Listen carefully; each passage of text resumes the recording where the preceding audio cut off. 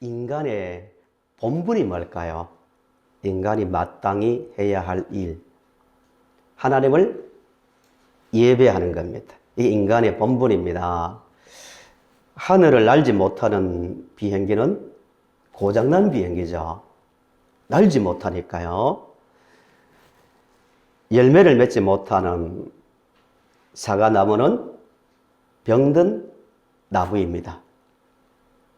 마찬가지로 하나님을 예배하지 못하는 인간은 영적으로 잘못되어 있는 병든 상태에 있는 거예요. 회복되면 영혼, 인간 존재 자체가 인간답게 회복되면 나오는 모습이 하나님을 예배하는 겁니다. 우리 서로 얼굴을 보면서 고백합시다. 얼굴을 보면서 이렇게 고백합시다. 당신은 세상에서 가장 큰 복을 받은 사람입니다. 서로 말하세요. 계속 해야 됩니다. 더 중요한 게 있습니다. 왜냐하면 하나님을 예배하기 때문입니다. 그 마음으로 고백이 됩니까? 보면서 나 자신에 대해서 상대방을 보면서 당신은 나는 세상에서 가장 큰 복을 받은 사람입니다. 맞습니다. 왜냐하면 하나님을 예배하기 때문입니다. 이게 마음에서 나와야 진짜 예배가 되는 거예요. 마음으로 생각해 보세요. 세상에서 크고 작은 일을 경험하고 이 자리에 나와 있는데 세상에서 어떤 환경 속에 있더라도 내가 하나님을 예배하는 하나님의 자녀다. 하나님을 예배할 수 있는 복을 받았다는 사실 때문에 그것 때문에 다 위로가 되고 힘이 나고 기쁨이 생겨야만 이게 참된 예배자입니다. 그런데 인간의 본분이 하나님을 예배하는 것인데 예배라고 다 같은 예배가 아니라는 거예요. 하나님께서 받으시는 예배는 영적 예배입니다. 영적 예배.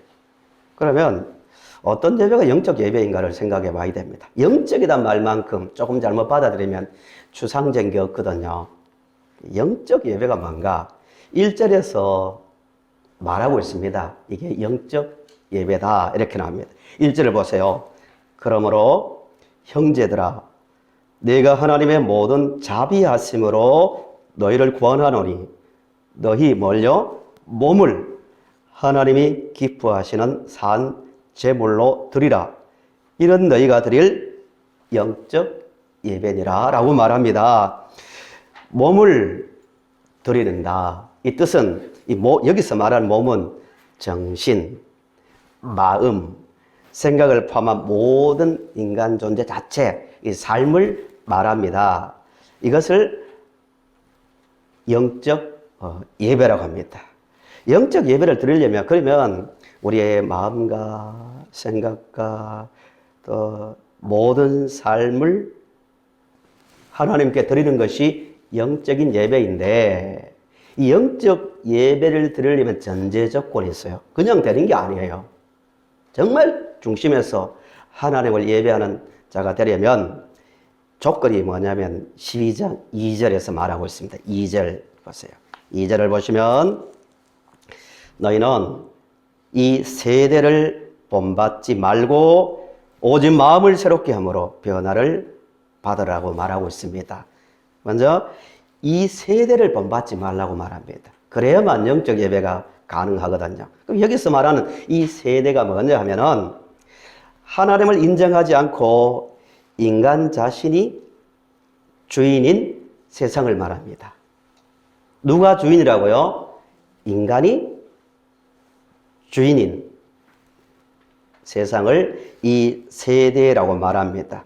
자기 눈에 보이는 대로 자기 소견대로 살아가는 인본주의 세상을 이 세대라고 말합니다. 반대는 어떤 경우입니까? 반대는 어떤 세상입니까? 누가 주인입니까? 예, 하나님을 주인으로 섬기는 삶을 이 세대와 반대된 세상이죠. 두 세상이 있다는 거예요. 자기 인간 자신이 주인으로 생각하는 삶과 하나님을 인간의 주인으로 살아가는 삶, 이 두 삶이 있다는 거예요. 여기에서 변화되는 것, 바뀌는 것을 가지고 본문에서는 이 세대를 본받지 않는 것이라 말합니다. 이런 생각 들지 않나요? 자기가 자기 인생의 주인이라고 생각하는 게 왜 나쁩니까? 좋은 것 아닙니까? 소신도 있고요. 인본주의, 인간을 높이는 인본주의가 왜 나쁩니까? 좋은다는데요. 그렇지 않습니까? 근데 하나님, 창조자이며 생명의 주인이신 하나님을 인정하지 않는 그 삶은 그 순간부터 죄의 지배를 받습니다. 죄의 지배를. 교리적인 중요한 이야기죠. 하나님, 천지를 만드신 하나님, 무한하신 하나님을 인정하지 않으면 인간은 영이 있기 때문에 하나님의 영으로 만들어진 존재이기 때문에 일반 동물이나 다른 것과 달리 동물은 잘 먹고 잘 자면 더 이상 고뇌하지 않습니다. 그렇지 않습니까? 고양이나 개가 또 호랑이가 잘 먹고 어느 날 누워가지고 이게 진짜 삶의 의미인가? 먹고 편하게 사는 것이 이게 인생이 아니지 뭐라고 해야 되는가? 고양이의 목적인가? 이런 고뇌를 하지 않습니다. 왜? 영혼이 없으니까. 인간만이 아무리 많이 가지고 아무리 많은 것을 누리고 그것을 가지고 다 산다 할지라도 절대 만족 못합니다. 영이 있기 때문에. 무한하신 하나님으로부터만 하나님과 바른 관계로서만 만족이 주어집니다. 하나님을 인정하지 않는 순간부터 나 만족한다. 오늘부터 정말 자유하구나. 괜히 없는 신을 찾아가지고 인간을 제약하고 자유가 없었어. 이게 세상 인본주의자들의 그 말이거든요. 인간이 주인이 돼야지. 내가 원하는 대로, 인간이 원하는 대로 살아야 그게 진짜 자유고 행복이지. 이런 생각을 가지고 하나님을 인정하지 않는 것이 타락의 시작이었거든요. 아니란 거예요. 하나님 분명히 말씀하고 있습니다. 너희가 나를 떠나서는 아무것도 아니라고. 주님의 말씀이죠. 너희가 나를 떠나서는 창조의 근본이시며 생명의 주인이신 하나님을 인정하지 않으면 아무것도 아니라고. 아무리 많이 가져봐도 누려봐도 절대 만족할 수 없으며 그 불안과 두려움에서 벗어날 수 없다고 분명히 말씀하고 있습니다. 인간은 영혼이 있기 때문에 하나님과 관계 속에서만 진짜 자유가 오는 겁니다. 이 세대가 왜 아담과 하와가 죄를 짓고 난 다음부터 싸움이 있고 선악과를 먹은 다음에 여자에게 한 말이 뭐예요? 남편이 너를 다스린다. 이 말이 어떤 의미냐 하면은 인간이 죄의 지배를 받았기 때문에 끊임없이 갈등하고 또 자기 주장을 하기 때문에 계속 충돌이 있다는 그 갈등이 있다는 의미입니다. 그때부터 지금까지 어떤 역사학자가 말한 것처럼 인간의 역사는 전쟁의 역사라고 말했잖아요. 크게는 전쟁이고 작게는 인간과 인간 사이의 갈등이죠. 자기가 주인이 되어야 되니까. 만족을 못하니까요.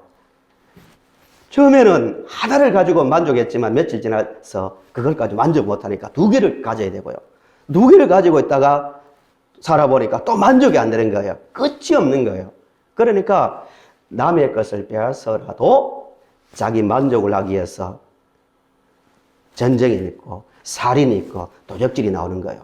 역사 이후에 창조 선악과 사건 이후에 지금까지 전쟁이 없는 시대가 없었고 살인이 없는 시대가 없었고 도적질이 없는 시대가 없었습니다. 만족이 안 되니까 더 가져야 되고 더 높은 곳에 올라가야 되기 때문에 그런 일이 계속 발생하는 거예요.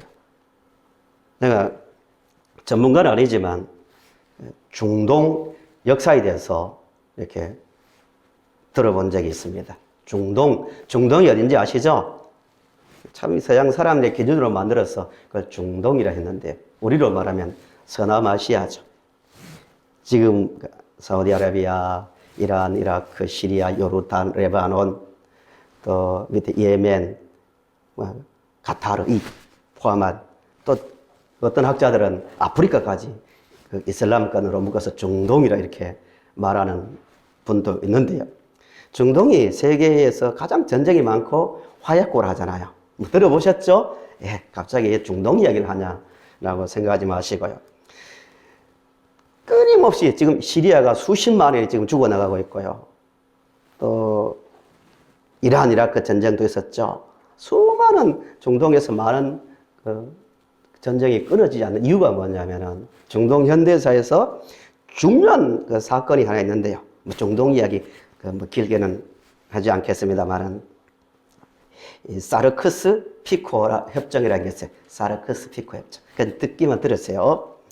사르크스는 그 영국 외교관이고 피코는 프랑스 외교관이에요. 1915년에서 16년 사이에 이 사람들이 비밀리에 그 협정을 했는데 뭐냐면은 중동을 자기들이 마음대로 가지기 위해서 프랑스는 대륙을 진출하기 위해서 영국은 석유를 빼앗기 위해서 자기 마음대로 국경을 다 그어놨습니다. 중동이나 아프리카를 보시면 자로 줄을 그어놓은 것처럼 국경의 일직선이 굉장히 많습니다. 기계적으로. 왜 그러냐면 그 사람들이 마음대로 그어놨거든요. 민족이나 뭐 종교를 다 무시하고 자기들이 가지고 싶은 땅을 다 갈랐습니다. 어느 날 자고 나니까 옆집 사람은 이라크 사람이 돼 있고 또 자기는 시리아 사람이 돼 있고 이렇게 뭐 다 섞여 있습니다. 그래서 계속 내전이 일어나는 거예요.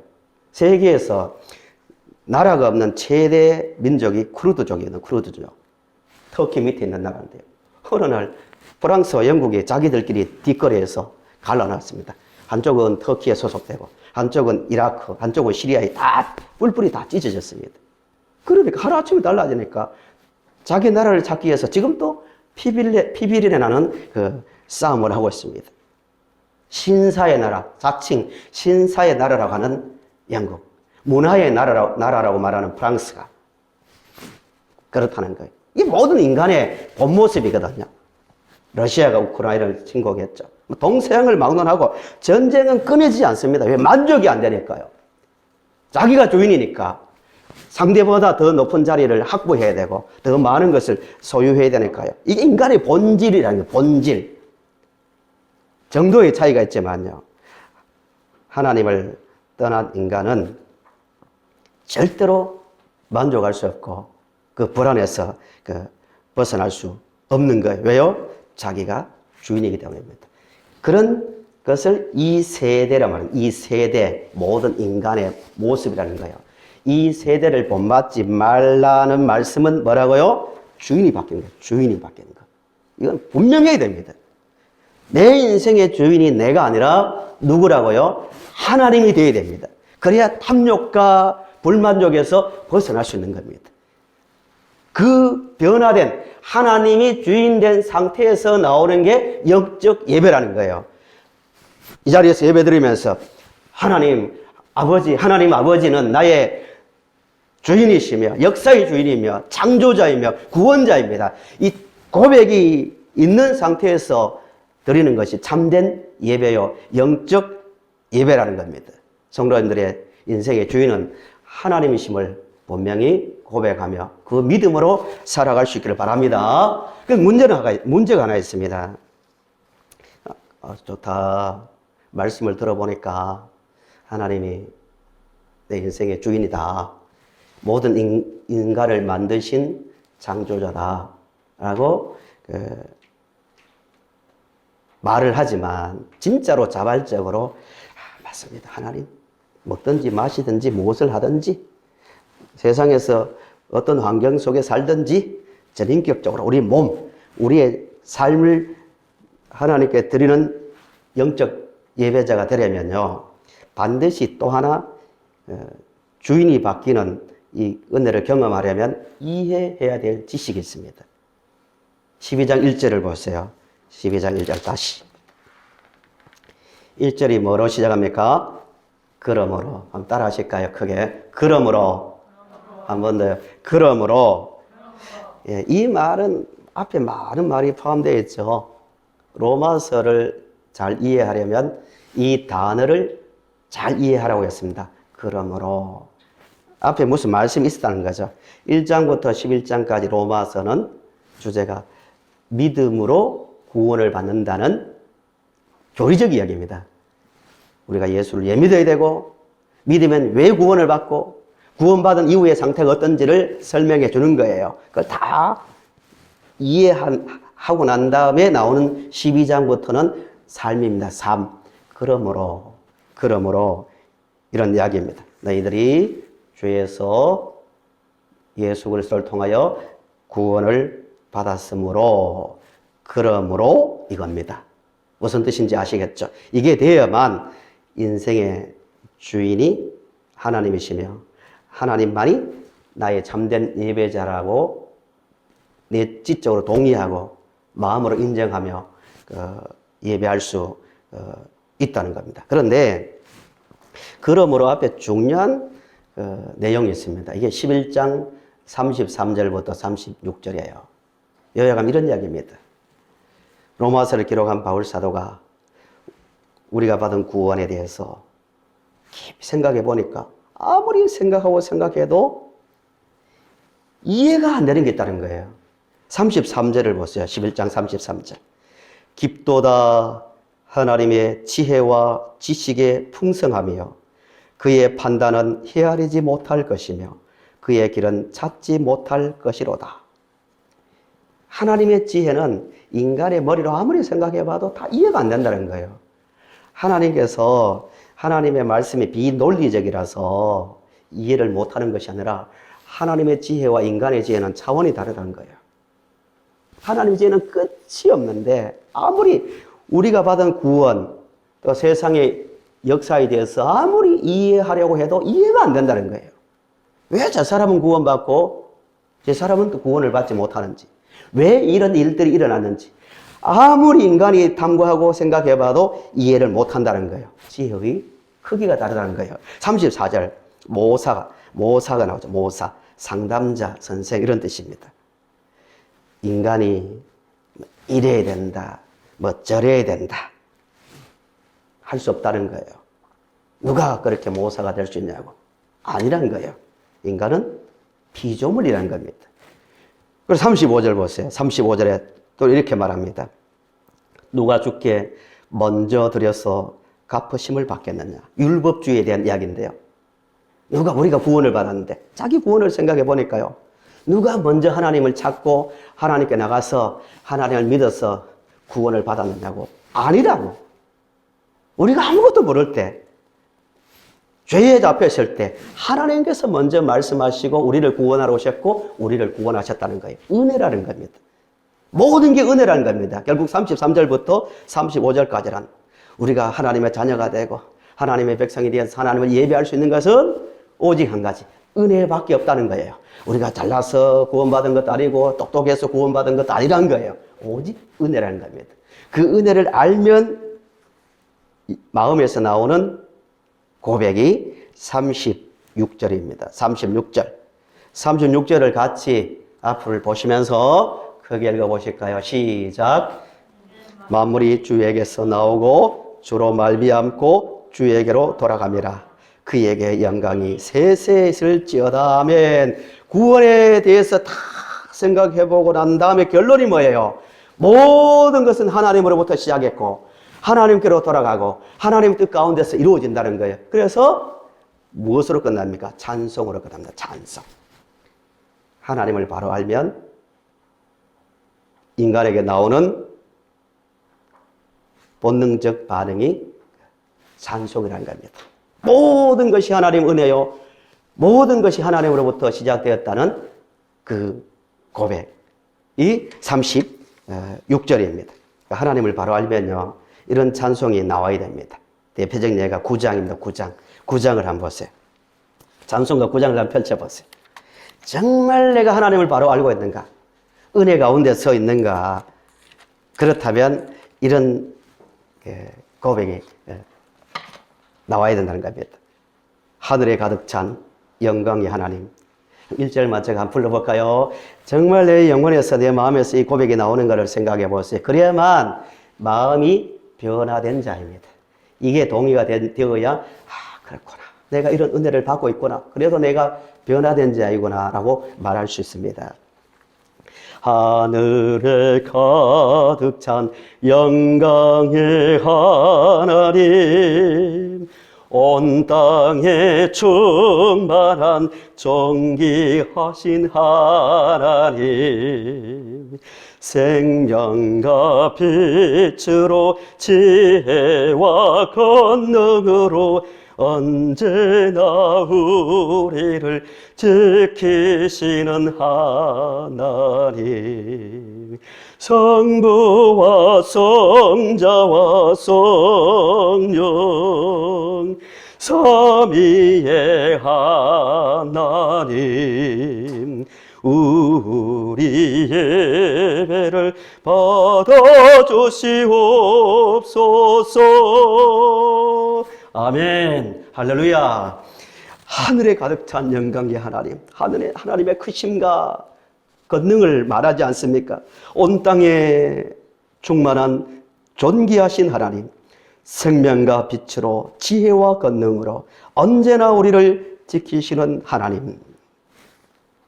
이 고백이 영혼에서 나올 때만 변화된 자요, 진짜 하나님을 예배할 수 있는 성도입니다. 하나님이 누구신지를 아는 거예요.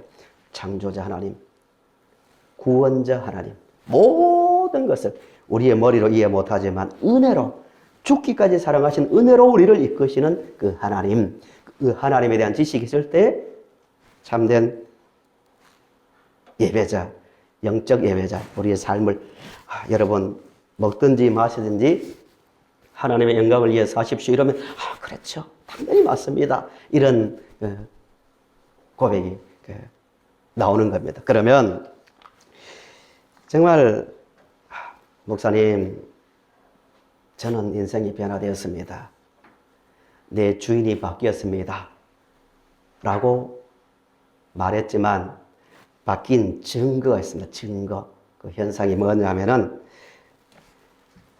2절을 다시 한번 보세요. 이게 되어야 진짜로 변화된 인생입니다. 12장 2절을 보세요. 너희는 이 세대를 본받지 말고 오직 마음을 새롭게 함으로 변화를 받아. 변화 받아서요. 변화 받으면 어떻게 되는가? 세 가지 비슷한 강조가 나옵니다. 세 가지. 이게 되어야 됩니다. 머리로, 마음으로, 의지로. 어떤 변화가 있나? 하나님의 첫째 뭐예요? 선하시고, 그 다음에 기뻐하시고, 세 번째 온전한 뜻이 무엇인지를 항상 생각하면서 합니다.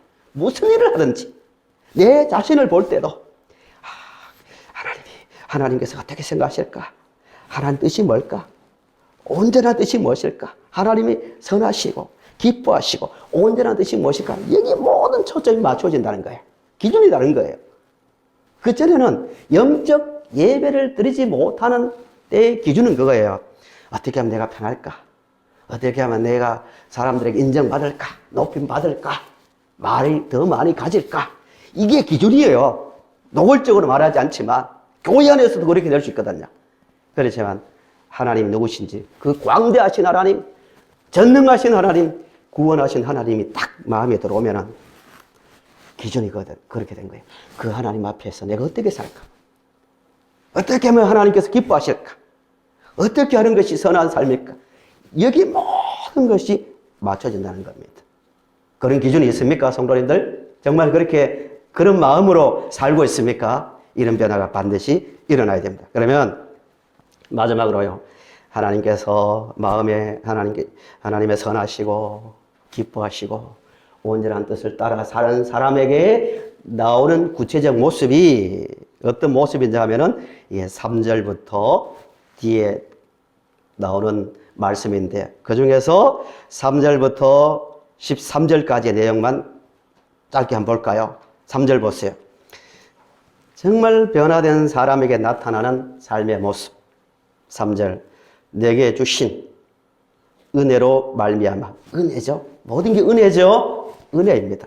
은혜로 말미암아 너희 각 사람에게 말하노니 마땅히 생각할 그 이상의 생각을 품지 말고, 마땅히 생각할 그 이상을 품지 않는단 말은 하나님은 나를 구원하신 주인이요, 나는 그의 피조물이요, 그의 백성이라는 그 관계를 항상 생각한다는 거예요. 그 이상 넘어가지 않는다는 겁니다.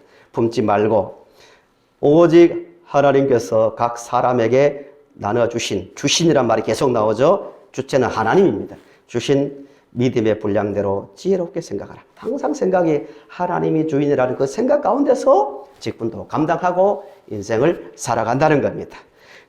많은 말씀이 있지만요, 쭉 보시면은 9절 보세요.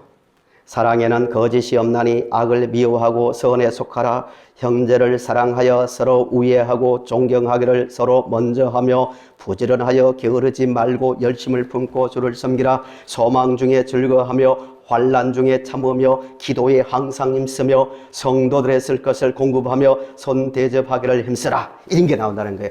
자신과의 관계 속에서 즐거워하고 환난 중에서 참으며 기도에 힘쓰고 타인과의 관계 속에서도 서로 먼저 존경하고 높이고 사랑하고 이런 관계가 형성된다는 겁니다. 이런 모습이 뭐라고요? 영적 예배라는 겁니다.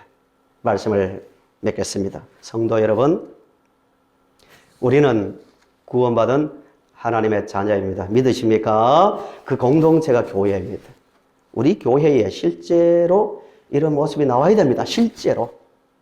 1차적으로 자신을 사랑하고 즐거워하고 하나님의 백성이니까 환난을 당해도 충분히 견딜 수 있는 그 참고 항상 기도하는 삶을 살고 또 성도들 사이에 서로를 정말 열심으로 주를 섬기지만 성도들 사이에서도 거짓이 없이 선에 속하고 사랑하고 존경하고 높이는 공동체, 우리 교회의 모습이 되어야 됩니다. 이런 모습이 실제로 나와야 영적 예배를 드리는 공동체라는 사실입니다. 초대교회의 모습을 보세요. 사도행전 2장에서 어떻게 했습니까? 서로가 은혜를 받고 나니까 서로가 떡을 떼고 교제하고 내 것이다, 이거 내 것이라고 이렇게 말하는 자가 없다는 거예요. 소유를 팔아서 서로를 나눠주고 순전한 마음으로 음식을 먹었다고 분명히 말씀하고 있습니다. 왜? 자기가 주인이 아니라 하나님이 주인이니까요. 하나님 아버지가 주인이니까 그 백성들은 다 형제 아닙니까? 형제로서 살았다는 겁니다. 구약의 이야기를 한 가지 하고 말씀을 마칩니다. 말씀을 시작할 때 두 인생이 있다고 했습니다. 자기가 주인인 인생, 또 하나는 하나님이 주인인 인생. 확신을 가져야 됩니다. 하나님을 주인으로 섬기는 인생이 진짜 자유를 누리는 인생이지. 항상 산타는 반대로 말하거든요. 내가 하고 싶은 거 많이 하고 내가 원하는 거 이룰 때 자유가 온다. 이게 사탄의 말이거든요. 그런 거 같지 않나요? 내가 너무 없었어. 너무 높지 못해서, 누리지 못해서 내 인생이 참 이렇게 제한을 받는다. 절대 아니라는 거예요.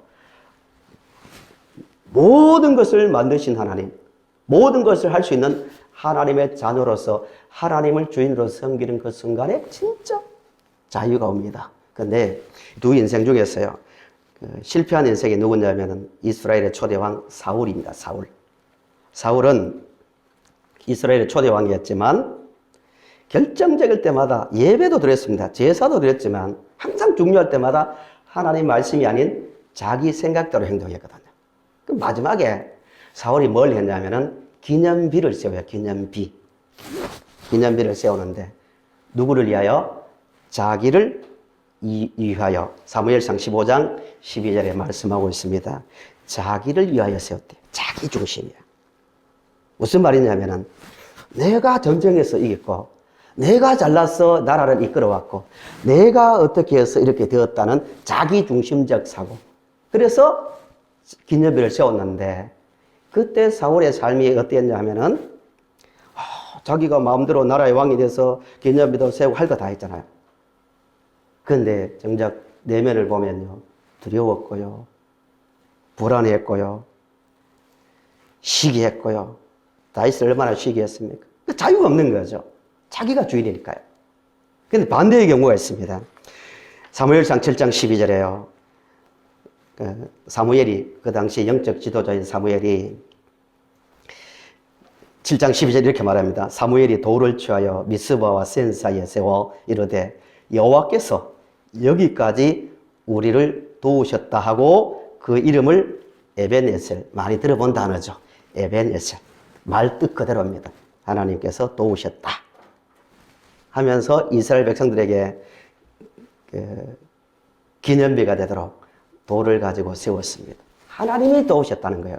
하나님이 우리를 인도하셨고 여기까지 오게 하셨다는 그 믿음 안에서 세운 게 에벤예셀입니다. 성도 여러분, 매일 삶 가운데서 사울처럼 자기를 위한 기념비가 아니라 하나님이 나를 먹이시고 입히시며 이끄신다는 하나님의 주인이라는 믿음을 가지고 살아가는 가운데서 항상 에벤예셀, 도움의 돌은 하나님이라는 도움의 돌을 세워가는 우리 성도님들이 다 되시기를 바랍니다.